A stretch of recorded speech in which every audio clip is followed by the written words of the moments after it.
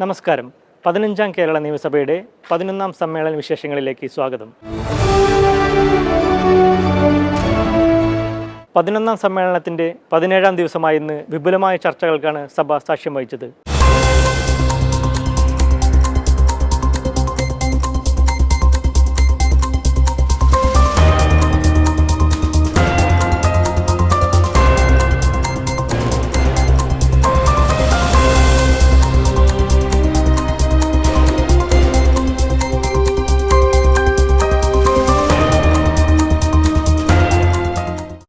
ചോദ്യോത്തരവേളയിൽ ചോദ്യങ്ങളുടെ പട്ടികയിലെ 5 ചോദ്യങ്ങൾക്കും ഒരു അടിയന്തര ചോദ്യത്തിനുമാണ് ഇന്ന് മന്ത്രിമാർ സഭയിൽ വാക്കാൽ മറുപടി നൽകിയത്.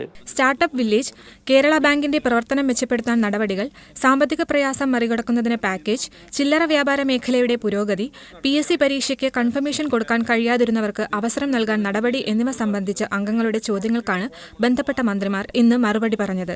സെപ്റ്റംബറോടെ കേരളത്തിലെ എല്ലാ പഞ്ചായത്തുകളിലും സംരംഭക സഭ ആരംഭിക്കുമെന്ന് വ്യവസായ വകുപ്പ് മന്ത്രി ശ്രീ P. രാജീവ് ഇപ്പോൾ സർക്കാർ ആലോചിക്കുന്നത് തദ്ദേശ സ്വയംഭരണ വകുപ്പുമായി ചേർന്ന് സെപ്റ്റംബർ മാസത്തിൽ എല്ലാ പഞ്ചായത്തിലും സംരംഭക സഭ, നമ്മുടെ ഗ്രാമസഭ മോഡൽ തന്നെ സംരംഭക സഭ, ആ പഞ്ചായത്തിലുള്ള സംരംഭകരെല്ലാം തന്നെ ആ സഭയിൽ പങ്കെടുക്കുക. പഞ്ചായത്തും വ്യവസായ വകുപ്പും ചേർന്ന് വ്യവസായവുമായി ബന്ധപ്പെട്ട മറ്റ് വകുപ്പുകൾ ഉദ്യോഗസ്ഥന്മാരും കൂടി ആ സഭയിൽ പങ്കെടുക്കുക. അപ്പോൾ സംരംഭകത്വത്തിന് ഒന്നുകൂടി ആത്മവിശ്വാസം നൽകാൻ സഹായകരമായിരിക്കും. സംസ്ഥാനത്തിനായി കേരള ബ്രാൻഡ് എന്ന പേരിൽ ഒരു ബ്രാൻഡ് ഉടൻ ആരംഭിക്കുമെന്നും ആദ്യഘട്ടത്തിൽ ഇതിനു കീഴിൽ വെളിച്ചെണ്ണ പുറത്തിറക്കുമെന്നും മന്ത്രി അറിയിച്ചു.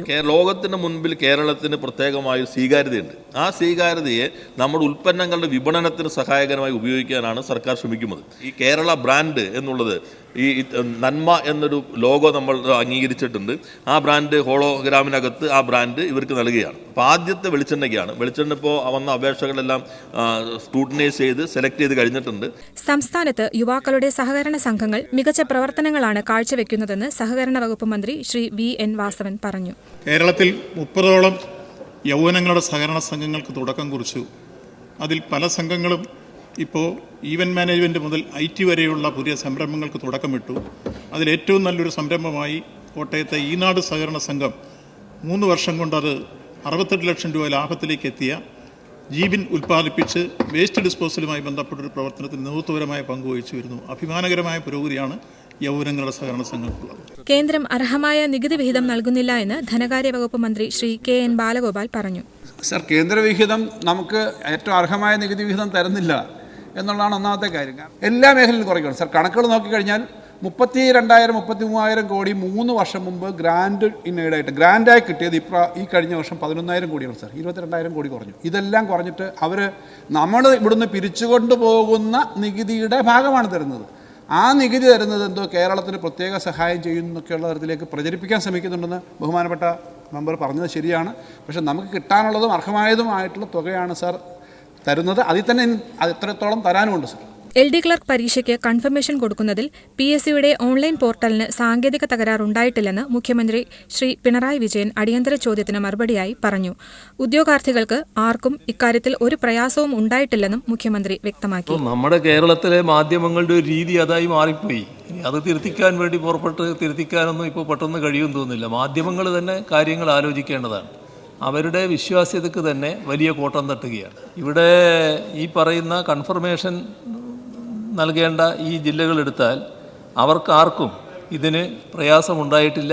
ആ ഘട്ടത്തിൽ അവിടെ ഒരു സാങ്കേതിക തകരാറും ഉണ്ടായിട്ടുമില്ല. കാർഷിക മേഖലയിലെ പ്രതിസന്ധി സംബന്ധിച്ച വിഷയത്തിൽ ചർച്ചയ്ക്കായി നടപടികൾ നിർത്തിവെക്കണമെന്ന ഉപക്ഷേപത്തിന് മന്ത്രിയുടെ മറുപടിയെ തുടർന്ന് സ്പീക്കർ അവതരണാനുമതി നിഷേധിച്ചു. ഓർഡർ റൂൾ 50 നടപടികൾ നിർത്തിവെക്കുന്നതിനുള്ള ഉപക്ഷേപം സംസ്ഥാനത്ത് ഉഷ്ണതരംഗത്തിലും അതിതീവ്രമഴയിലും സംഭവിച്ച കൃഷിനാശം മൂലം കർഷക സമൂഹം പ്രതിസന്ധി നേരിടുന്നതായി പറയപ്പെടുന്ന സാഹചര്യം ചർച്ച ചെയ്യുന്നതിന് നടപടികൾ നിർത്തിവെക്കണം എന്ന ഉപക്ഷേപം പരിഗണനക്കെടുക്കണമെന്നാവശ്യപ്പെട്ട് സർവശ്രീ കുറുക്കോളി മൊയ്തീൻ, സജീബ് ജോസഫ്, മോൻസ് ജോസഫ്, അനൂപ് ജേക്കബ്, മാണി C കാപ്പൻ, ശ്രീമതി KK രമ എന്നീ ബഹുമാനപ്പെട്ട അംഗങ്ങൾ റൂൾ 50 പ്രകാരം നോട്ടീസ് നൽകിയിട്ടുണ്ട്. കർഷകർക്ക് ഉണ്ടാകുന്ന നഷ്ടം സർക്കാർ ചിന്തിക്കുന്നതിലും അപ്പുറത്താണെന്നും യഥാർത്ഥ കണക്കുകൾ കണ്ടെത്താൻ പോലും സർക്കാരിന് കഴിയുന്നില്ല എന്നും ഉപക്ഷേപത്തിന് നോട്ടീസ് നൽകിയ ശ്രീ കുറുക്കോളി മൊയ്തീൻ ആരോപിച്ചു. കേരളത്തിൽ ഈയിടെയുണ്ടായ കടുത്ത വരൾച്ചയും അതിന് പിന്നാലെ തന്നെ വന്ന കനത്ത മഴയും ഇവ രണ്ടുമായി കേരളത്തിലെ കർഷകർക്കുണ്ടായിട്ടുള്ള നഷ്ടം ചെറുതല്ലെന്ന് നമുക്കെല്ലാവർക്കും അറിയാം. അതുകൊണ്ട് കർഷകർക്കുണ്ടായിട്ടുള്ള നഷ്ടം കണക്കാക്കാൻ കഴിയുന്നതല്ല, സർക്കാർ കണക്കാക്കിയതിനേക്കാൾ അപ്പുറമാണ്. അതുകൊണ്ട് തന്നെ അതിപ്രധാനമായിട്ടുള്ള ഇതൊരു കർഷകരുടെ പ്രശ്നം മാത്രമല്ല, ഇത് കേരളത്തിൻ്റെ പൊതുവായ ഒരു വിഷയമാണ്. എന്നാൽ ആഗോളതാപനത്തിന്റെ പശ്ചാത്തലത്തിൽ കാർഷിക മേഖലയിൽ പ്രതിസന്ധി ഉണ്ടായതായി കൃഷിവകുപ്പ് മന്ത്രി ശ്രീ പി പ്രസാദ് മറുപടിയായി പറഞ്ഞു. ആഗോളതാപനവും കാലാവസ്ഥാ വ്യതിയാനവുമെല്ലാം വലിയ ദുരന്തങ്ങൾ വിതയ്ക്കുന്ന കാലമാണിത്. ലോകമെമ്പാടും ഇതിൻ്റെ പ്രതിസന്ധികൾ വ്യാപിക്കുന്നതിനെ ഗൗരവത്തോടെ കാണേണ്ടതുണ്ട്. കാലാവസ്ഥയിലുണ്ടാകുന്ന ഏതു മാറ്റവും ആദ്യം പ്രതിഫലിക്കുക കാർഷിക മേഖലയിലാണ്. പ്രകൃതി ദുരന്തങ്ങൾ നിമിത്തമുണ്ടാകുന്ന പ്രതിസന്ധി മറികടക്കുന്നതിനുള്ള നടപടികൾ സർക്കാർ സ്വീകരിച്ചു വരുന്നതായും കാർഷിക മേഖലയിലെ പ്രശ്നങ്ങൾ അതീവ ഗൗരവത്തോടെയാണ് കാണുന്നതെന്നും ഇക്കാര്യം സഭ നിർത്തിവെച്ച് ചർച്ച ചെയ്യേണ്ട സാഹചര്യമില്ലെന്നും മന്ത്രി പറഞ്ഞു. നമ്മുടെ കേരളത്തിൽ കാലാവസ്ഥയുമായി ബന്ധപ്പെട്ട് ഇത്തരം പ്രശ്നങ്ങളെല്ലാം ഉണ്ടാകുന്നതിൻ്റെ ഭാഗമായിട്ട് കർഷകരെ പരമാവധി സഹായിക്കാനുള്ള നടപടികളാണ് സംസ്ഥാന സർക്കാരിൻ്റെ ഭാഗത്തു നിന്ന് ഉണ്ടാകുന്നത്. അതുകൊണ്ട് ഇത് സഭ നിർത്തിവെച്ച് ചർച്ച ചെയ്യേണ്ട കാര്യമില്ല എന്ന് അറിയിക്കുന്നു. മന്ത്രിയുടെ വിശദീകരണത്തിന്റെ അടിസ്ഥാനത്തിൽ നടപടികൾ നിർത്തിവെക്കണമെന്ന ഉപക്ഷേപത്തിന് സ്പീക്കർ അവതരണാനുമതി നിഷേധിച്ചു. ഇതിൽ പ്രതിഷേധിച്ച് പ്രതിപക്ഷം സഭയിൽ നിന്ന് ഇറങ്ങിപ്പോയി. ബഹുമാനപ്പെട്ട കൃഷി വകുപ്പ് മന്ത്രിയുടെ വിശദീകരണത്തിന്റെ അടിസ്ഥാനത്തിൽ നടപടികൾ നിർത്തിവെക്കണം എന്നുള്ള ഉപക്ഷേപത്തിന് അനുമതി നിഷേധിക്കുന്നു. കർഷകരോടുള്ള അവഗണന മാത്രം കൈമുതലായുള്ള ഈ സർക്കാരിന്റെ നടപടികളിൽ പ്രതിഷേധിച്ച് ഞാനും എൻ്റെ പാർട്ടിയും വോക്കൗട്ട് ചെയ്യും. സഭയിൽ അവതരിപ്പിച്ച ശ്രദ്ധ ക്ഷണിക്കലുകൾക്ക് ബന്ധപ്പെട്ട മന്ത്രിമാർ മറുപടി നൽകി. മുഖ്യമന്ത്രിയുടെ ഗ്രാമീണ റോഡ് പുനരുദ്ധാരണ പദ്ധതിയിൽ ഉൾപ്പെടുത്തി പുതിയ റോഡ് പ്രവൃത്തികൾ ഏറ്റെടുക്കുന്നത് സംബന്ധിച്ച് ശ്രീ കെ പി മോഹനൻ അവതരിപ്പിച്ച ശ്രദ്ധ ക്ഷണിക്കലിന് തദ്ദേശ സ്വയംഭരണ വകുപ്പ് മന്ത്രി ശ്രീ എം പി രാജേഷും സംസ്ഥാനത്തെ പൊതുവിതരണ രംഗത്തെ പ്രതിസന്ധി സംബന്ധിച്ച് ശ്രീ മോൻസ് ജോസഫ് അവതരിപ്പിച്ച ശ്രദ്ധ ക്ഷണിക്കലിന് ഭക്ഷ്യ പൊതുവിതരണ വകുപ്പ് മന്ത്രി ശ്രീ ജി ആർ അനിലും മറുപടി പറഞ്ഞു. തീർച്ചയായിട്ടും വളരെ ഗൗരവത്തോടെയാണ് അങ്ങ് ഉന്നയിച്ച പ്രശ്നത്തെ അർഹിക്കുന്ന പ്രാധാന്യത്തോടെയും ഗൗരവത്തോടെയുമാണ് സർക്കാർ കാണുന്നത്. ആ പ്രശ്നം അഡ്രസ് ചെയ്യുന്നതിനുള്ള വളരെ സത്വരമായിട്ടുള്ള നടപടികൾ സർക്കാരിൻ്റെ ഭാഗത്തുനിന്ന് അവരുടെ ആവശ്യങ്ങൾ, ന്യായമായ ആവശ്യങ്ങൾ ചർച്ച ചെയ്യാൻ വീണ്ടും ഗവൺമെൻറ് തയ്യാറാണ്. ആ ചർച്ചയിലൂടെ പരിഹരിക്കാനാണ് ആഗ്രഹിക്കുന്നത്. അതല്ലാതെ അവർക്ക് ആനുകൂല്യങ്ങൾ കൊടുക്കണ്ട എന്നുള്ള നിലപാടല്ല. 11 സബ്മിഷനുകളാണ് ഇന്ന് സഭയിൽ അവതരിപ്പിച്ചത്. PSC അംഗങ്ങളെ നിയമിക്കുമ്പോൾ സുതാര്യത ഉറപ്പുവരുത്തുന്ന കാര്യം സർക്കാർ ഉറപ്പുവരുത്തണം. ഇതിൽ അടിയന്തരമായ അന്വേഷണം നടത്തി FIR ഇട്ട് കേസ് രജിസ്റ്റർ ചെയ്ത് ഇതിന്റെ പുറകിൽ ഇത്തരം കോക്കസുകൾ പല രംഗത്തും പ്രവർത്തിക്കുന്നുണ്ട്. തട്ടിപ്പുകൾ നാട്ടിൽ പലതരത്തിൽ നടത്താറുണ്ട്. പലരും തട്ടിപ്പുകൾ നടത്താൻ തയ്യാറാകാറുമുണ്ട്. ആ തട്ടിപ്പുകൾ നടത്തുന്നവർക്കെതിരെ ശക്തമായ നടപടിയെടുക്കുന്നുണ്ടോ എന്നുള്ളതാണ് പ്രശ്നം. ആ നടപടിക്ക് സർക്കാർ തയ്യാറാണ്. അത് കടുത്ത നടപടിക്ക് തന്നെ തയ്യാറാണ്. ഒരു തരത്തിലുള്ള വിട്ടുവീഴ്ചയും ഉണ്ടാവുകയുമില്ല. പ്രതിപക്ഷ നേതാവ് അവതരിപ്പിച്ച സബ്മിഷന് മുഖ്യമന്ത്രി നൽകിയ മറുപടിയിൽ പ്രതിഷേധിച്ച് പ്രതിപക്ഷം സഭയിൽ നിന്ന് ഇറങ്ങിപ്പോയി.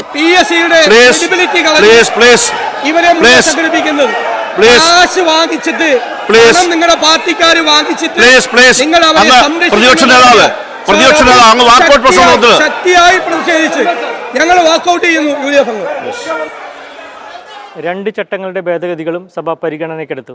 2024 പഞ്ചായത്ത് കെട്ടിട അനധികൃത നിർമ്മാണങ്ങളുടെ ക്രമവത്കരണം ചട്ടങ്ങൾക്കുള്ള SRO നമ്പർ 168/2024 ഭേദഗതി നോട്ടീസിൻ്റെ പരിഗണന.